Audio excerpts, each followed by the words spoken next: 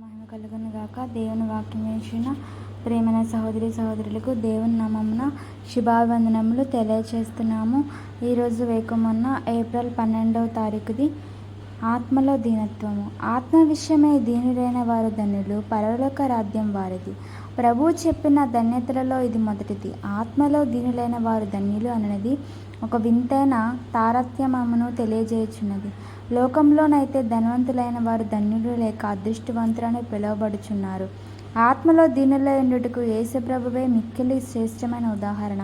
ఆయన పరలోక మహిమ అంతటినీ విడిచి తన్ను తాను రిక్తునిగా చేసుకొని భూమి మీదకి వచ్చెను. ఆత్మలో దీనులగుటకు అవసరమైన ధన్యకరమైన రహస్యమే మనగా క్రీస్తు నిమిత్తం ఒకడు తన్ను తాను రిక్తునిగా చేసుకొనుటే ఉన్నది. అపోస్తలుల పౌలు ఈ సత్యమును కనుగొనిన తర్వాత క్రీస్తు నిమిత్తం తన్ను తాను రిక్తునిగా చేసుకొని సమస్తము పెంటతో సమానంగా ఎంచుకొనెను.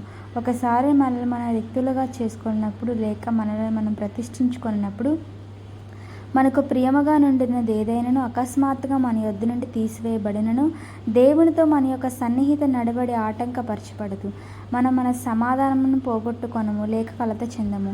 మనలను మనం వ్యక్తులుగా చేసుకొని ఉన్నామనుటకు లేక మనకు కలిగినదంతయు ప్రతిష్ఠించుకొని ఉన్నామనుటకు ఇదే ఆనవాలు. నీకు కలిగిన ప్రతిదీ నీవు రిక్తముగా చేసుకొనకపోయిన ఎడల ఒక దినమున ఈ ప్రపంచము నీవు విడిచిపెట్టవలసిన సమయం వచ్చినప్పుడు నిన్ను నీవు రిక్తునిగా చేసుకొని విడిచిపెట్టి వెళ్ళుట నీకు చాలా కష్టతరముగా నుండును. దేవుని పరిశుద్ధ నామమునకు స్తోత్రం. Praise the lord.